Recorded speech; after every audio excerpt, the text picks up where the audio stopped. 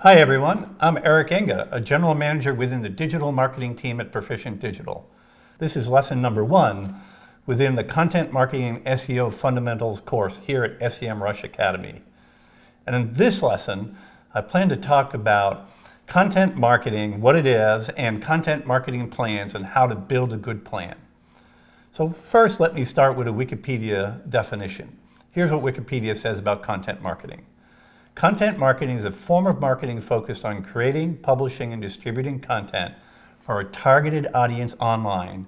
It is often used by businesses in order to attract attention and generate leads, expand their customer base, generate or increase online sales, increase brand awareness or credibility, engage an online community of users. Now, with that definition in mind, you can create content that can operate through the entire customer journey lifecycle. And most content you create might be for the top of that funnel, but organic search works across the entire customer journey.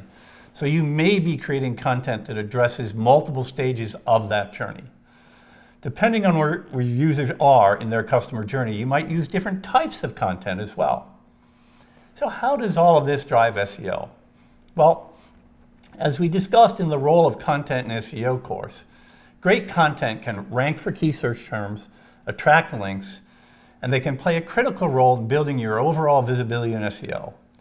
So what content should you create? This is where a content marketing plan comes into play. Content marketing plan will help guide the nature of the content you should create. You create a content marketing plan to ensure that you are using your investment in content marketing wisely, and to make sure that the content helps you meet all of your SEO goals. As part of the planning process, be aware that your content marketing program will be part of a broader market ecosystem. You have target audiences shown on the far right. Yes, that does include your target customers, but also media, bloggers, and influencers, because these three groups can act as major amplifiers of your content. They can share your content, they can link to it, and because of this ecosystem, the content marketing plan starts with market research to define the overall market. So you can see what great content already exists out there, what content has already attracted a large quantity of links. And once you've identified that, you can see where there are gaps in the content available in the market. In other words, what hasn't been written already. And you can identify creative new approaches that you can use to make content easier to understand. And you can identify content that people will consider linking to. So there's many different elements that play into this. One of those is keyword research, which help you identify critical terms for which content might be desirable to create. You can also use backlink analysis to collect a lot of data on other pieces of content out there that have gotten a great response from the market. So if you take a look at our lesson number 7 in the course, the role of content in SEO, you can learn there more about the backlink analysis process. But you can also use creative Google search techniques to discover other pieces of content in your market. Consider this example of the results for the query page speed study.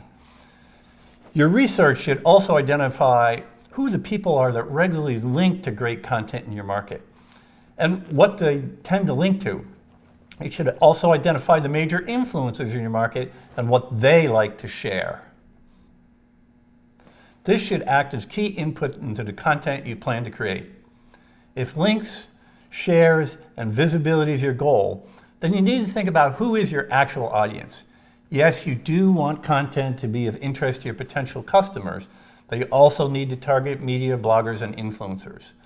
Once you've identified this, you can take that into account as well as other considerations like your budget, the type of content that fits your brand, and what content your subject matter experts can create, and any other considerations.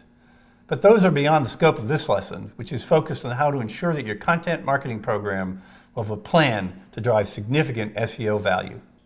So that's all for this lesson of the Content Marketing and SEO Fundamentals course. I hope you found it valuable.